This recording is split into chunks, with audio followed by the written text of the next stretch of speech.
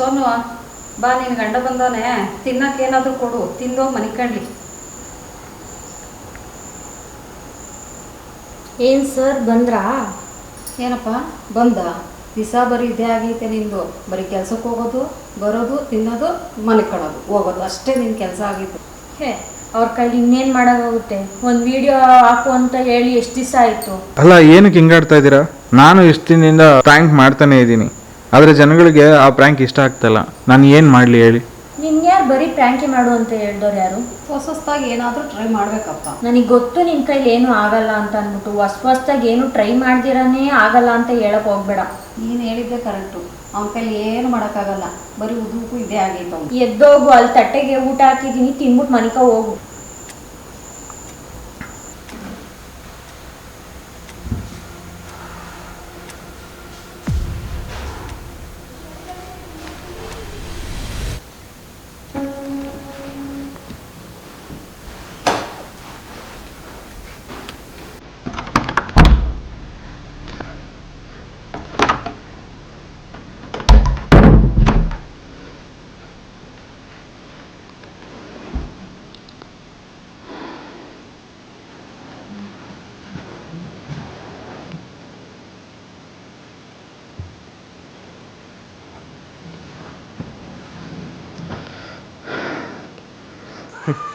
ಎಲ್ಲಿ ಬ್ರೋ, ಅವ್ನು ಕ್ರೇಜಿ ಬಾಯ್ ತುಮಕೂರು ಅಂತ ಇದ್ನಲ್ಲ, ಏನು ಕಂಟೆಂಟ್ ಮಾಡ್ತಾ ಇಲ್ಲ, ಏನಿಲ್ಲ. ಫಸ್ಟು ತುಮಕೂರು ಕ್ರಿಯೇಟರ್ಸ್ ಗ್ರೂಪಿಂದ ತೆಗ್ದಾಕಿದ್ರು ಬ್ರೋ. ಅವ್ನ ಕಂಟೆಂಟ್ ಅಷ್ಟೊಂದು ಏನು ಚೆನ್ನಾಗಿಲ್ಲ ಬ್ರೋ. ಅವನಿಂದ ನಮ್ಗೇನು ಯೂಸ್ ಇಲ್ಲ ಬ್ರೋ. ವರ್ಷಕ್ಕೋ ತಿಂಗಳಿಗೋ ಕಂಟೆಂಟ್ ಮಾಡ್ತಾನೆ. ನಮ್ಮ ತುಮಕೂರು ಕ್ರಿಯೇಟರ್ಸ್ ಲೆವೆಲ್ಗೆಲ್ಲ ಅವ್ನು ಬರಲ್ಲ ಬ್ರೋ. ಫಸ್ಟು ನಮ್ಮಿಂದ ಅವನ್ನ ದೂರ ಇಡಬೇಕು. ಕಣ್ಣಿಗೆ ಕಾಣ್ತಾ ಇಲ್ಲ ಬ್ರೋ, ನಾವು ಫಸ್ಟ್ ಅವನಿಂದ ದೂರ ಇರಬೇಕು ಬ್ರೋ. ಅವನ ಕೈಲಿ ಏನು ಮಾಡೋಕ್ಕಾಗಲ್ಲ. ನಿನ್ನ ಕೈಲಿ ಏನೂ ಆಗಲ್ಲ ಅಂತ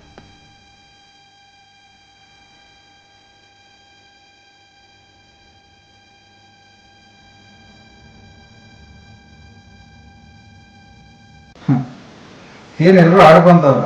ಆಡ್ಕೊಳ್ಳಿ, ನಿನಗದು ಆಗ್ಬೇಕಾಗಿತ್ತು. ನಿನ್ನ ಕೈ ಏನೂ ಆಗಲ್ಲ. ಸುಮ್ಮನೆ ಎಲ್ಲಾನು ಬಿಟ್ಬಿಟ್ಟು ಆರಾಮಾಗಿ ಕೆಲ್ಸಕ್ಕೆ ಹೋಗ್ಕೊಂಡು 9 to 5 ಜಾಬ್ ಮಾಡಿಕೊಂಡು ಮನೇಲಿರು. ಈ ಕಂಟೆಂಟ್ ಕ್ರಿಯೇಷನ್ ಎಲ್ಲ ಯಾಕೆ ನಿನಗೆ ಅಲ್ವಾ? ಓಕೆ, ನಿನಗೆ ಎಡಿಟಿಂಗ್ ಬರಲ್ಲ, ನಿನಗೆ ಕಂಟೆಂಟ್ ಯಾವ್ದು ಮಾಡಬೇಕು ಅಂತ ಗೊತ್ತಾಗಲ್ಲ ಅಲ್ವಾ? ಬರೀ ಪ್ರ್ಯಾಂಕ್ ಏನಕ್ಕೆ ಚಿಂತೆ ಮಾಡ್ತೀಯಾ? ಟ್ರೈ ಮಾಡು, ಹೊಸ ಕಂಟೆಂಟ್ಸ್ ನ ಕ್ರಿಯೇಟ್ ಮಾಡಕ್ ಟ್ರೈ ಮಾಡು. ಮೊದಲು ನೀನ್ ಮಾಡು, ನೆಕ್ಸ್ಟ್ ಅದನ್ನ ಜನಗಳ ಕೈ ಕೊಡು, ಅವರು ಮೇಲ್ ತಗೊಂಡೋಗ್ತಾರೆ. ಆ ನಂಬಿಕೆ ನಿನಗಿರ್ಬೇಕು. ಫಸ್ಟ್ ನೀನು ಮಾಡ್ದಲೇನೆ ಏನೂ ಆಗಲ್ಲ ನನ್ನಿಂದ ಅಂತ ಕುತ್ಕೊಂಡ್ಬಿಡ. ಮೊದಲು ಮಾಡು, ಪ್ರಯತ್ನ ಪಡು, ಮಿಕ್ಕಿದ್ದನ್ನ ಅವ್ರಿಗೆ ಬಿಡು. ಸರಿನಾ? ಅದು ಸರಿ, ನೀನ್ ಯಾರು? ನಾನ್ ಯಾರ? ಮುಂದೆ ನಿನಗೆ ಗೊತ್ತಾಗುತ್ತೆ. All the best.